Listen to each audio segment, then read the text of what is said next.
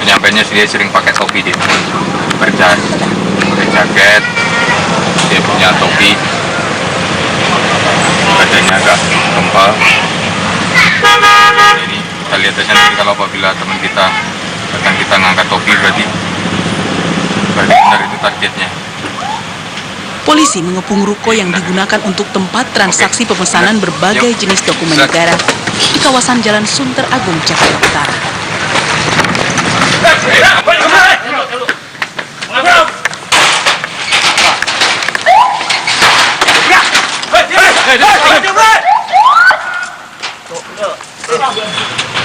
Hei, ini barang apa?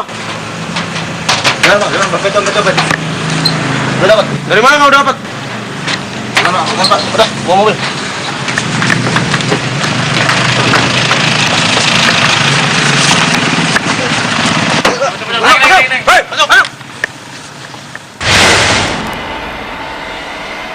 Berbagai jenis surat dokumen negara yang dipalsukan ditemukan di sini, mulai dari SIM, STNK, BPKB hingga ijazah, bahkan akta cerai. Pelaku yang belakangan diketahui bernama Imam Sofyan ini tak lain adalah seorang residivis.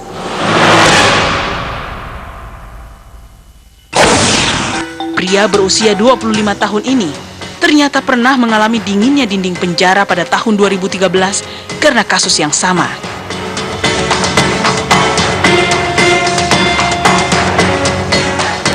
Namun rupanya, kerasnya tempaan di balik jeruji besi tak lantas membuat ayah dua anak ini jera.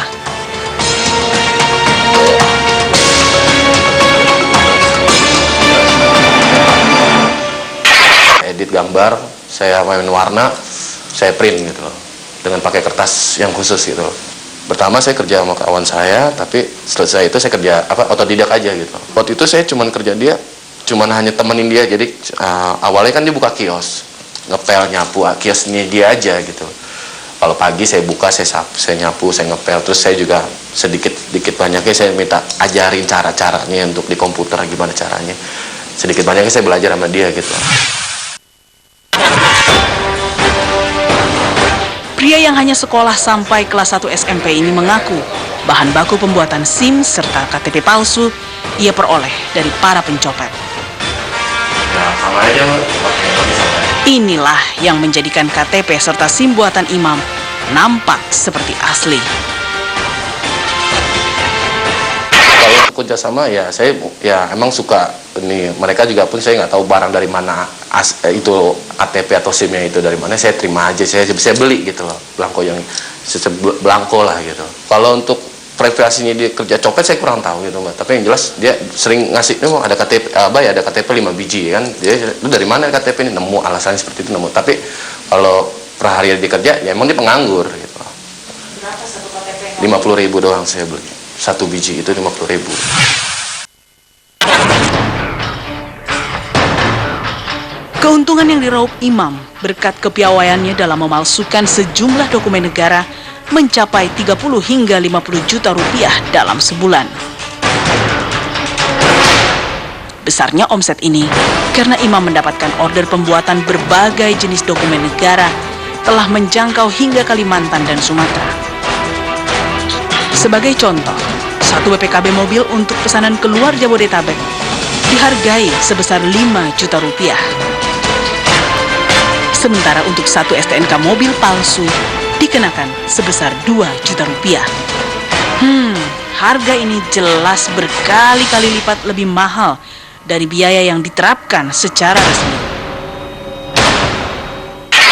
Kalau kurang lebih saya modal itu sekitar 7 juta buat alat cetak doang sih. Kalau untuk buat mobil itu harga sekitar 5 juta. BPKB mobil 5 juta? Iya. Kalau motor? Motor 3 juta. Kalau STNK mobil? 2 juta. Motor? 1 juta. Cukup sekali memang ya. Kalau SIM? Kalau SIM itu dari harga 500 sampai 1 juta. Kalau ijazah variasi aja Mbak. Kalau ijazah SMA saya tembak harga 800.000. Kalau ijazah sarjana saya 1,5 atau 2 juta.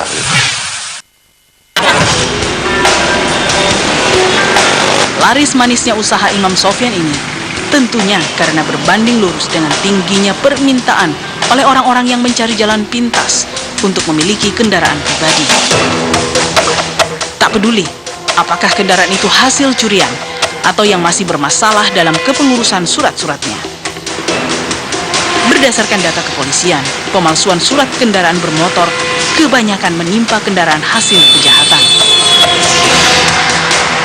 Pulau Jawa adalah wilayah yang memiliki angka kasus curanmor paling tinggi.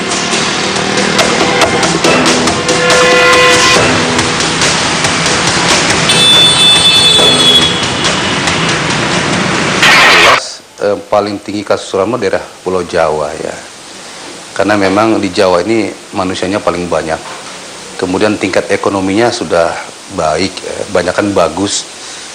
Juga diimbangi dengan hedonisme yang tinggi juga. Ada yang mampu beli motor dengan cash atau kredit, ada juga yang pengen motor tapi tidak punya duit. STNK ini dibuat dari bahan kertas khusus, ya, yang di mana di dalam kertas tersebut ada serat-serat sebagai pengaman.